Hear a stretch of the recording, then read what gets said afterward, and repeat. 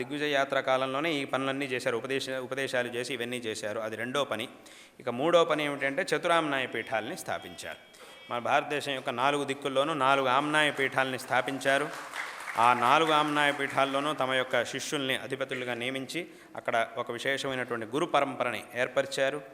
ఆ పరంపరలో విశేషంగా ఈ పీఠాలని స్థాపించి ఈ పీఠములలో సన్యాసుల్ని అధిపతులుగా నియమించారు శంకరాచార్యులు వారు.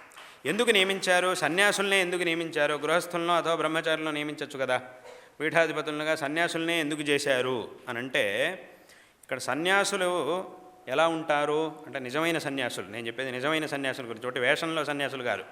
నిజమైనటువంటి సన్యాసులు ఎలా ఉంటారు, ఎలా ఉండాలి అనంటే, ఎప్పుడూ తమ యొక్క మంత్ర అనుష్ఠానం చేసుకుంటూ ఉండాలి, వేదాంత చింతన చేస్తూ ఉండాలి, సమస్త విధమైనటువంటి లౌకిక విషయాల నుంచి దూరంగా ఉండాలి. లౌకిక విషయాలు, రాజకీయ విషయాలు, వీటన్నిటి నుంచి దూరంగా ఉండాలి. దూరంగా ఉంటూ వేదాంత విచారం, ఆత్మవిచారం చేస్తూ ప్రణవానుష్ఠానాలని చేస్తూ తమ యొక్క అనుష్ఠానాల్ని, తమ యొక్క కర్తవ్యాలని, ఆశ్రమ ధర్మాల్ని చక్కగా అనుష్ఠిస్తూ ఉండాలి. ఎవరైనా ఒక జిజ్ఞాసు, నిజమైనటువంటి జిజ్ఞాసువు తత్వాన్ని తెలుసుకోవడం కోసం తన దగ్గరకు వస్తే వాడికి కావలసినటువంటి తత్వాన్ని వాడికి ఉపదేశించాలి. ఇది సన్యాసి యొక్క కర్తవ్యం. అంటే ఇది కేవల సన్యాసుల యొక్క కర్తవ్యం.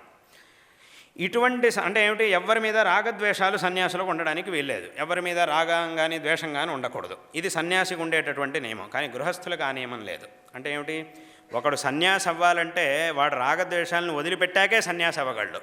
కానీ ఒకడు గృహస్థుడు అవ్వాలంటే వాడు రాగద్వేషాలను వదిలిపెట్టాలి అనేం లేదు. రాగద్వేషాలను వదిలిపెట్టక్కర్లేదు. లేవు, వాడికి రాగద్వేషాలు లేవు అంటే సంతోషమే. కానీ రాగద్వేషాలు లేకపోతే మాత్రమే వాడు గృహస్థుడు అవ్వగలడు అనే నియమం లేదు శాస్త్రంలో. అథవా బ్రహ్మచారిగా ఉన్నటువంటి వాడికి కూడా రాగద్వేషాలు ఉండొచ్చు, లేకపోవచ్చు. వాడికి అందుకే శాస్త్రం ఏం చెప్పింది, ఒకడు బ్రహ్మచారిగా ఉన్నప్పుడు వాడికి రాగద్వేషాలు ఉంటే వాడు గృహస్థుడు అవ్వాలి, రాగద్వేషాలు లేకపోతే నేరుగా సన్యాసి అయిపోవచ్చు అని శాస్త్రం చెప్పింది. కాబట్టి అక్కడ ఏమైంది, బ్రహ్మచారులైనటువంటి వాళ్ళకి రాగద్వేషాలు ఉండొచ్చు, లేకపోవచ్చు.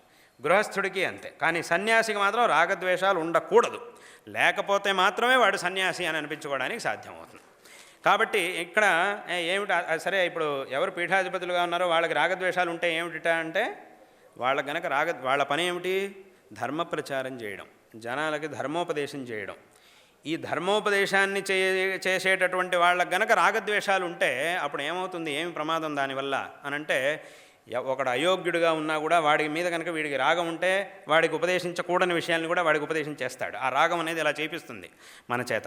ఒకడు నిజమైనటువంటి యోగ్యుడు, ఏదో కారణంతో వాడి మీద వీడికి ద్వేషం, అప్పుడు నిజంగా వాడికి తత్వాన్ని ఉపదేశం చేయాలి, దానికి యోగ్యుడిగా ఉన్నాడు, కానీ వాడికి తత్వోపదేశం చేయడం, అయోగ్యులకి తత్వోపదేశం చేయడం, యోగ్యుడిని ఉపేక్షించడం, ఇలాంటి ప్రమాదాలన్నీ అవకాశం ఉంది. కాబట్టి సన్యాసులే అంటే రాగద్వేషాలు వదిలిపెట్టినటువంటి సన్యాసులే ఈ ధర్మ ప్రచార కార్యానికి అర్హులు అనేటటువంటి విషయాన్ని దృష్టిలో పెట్టుకొని శంకరాచార్యుల వారు సన్యాసులని ఈ పీఠాల్లో అధిపతులుగా నియమించి ఉన్నారు.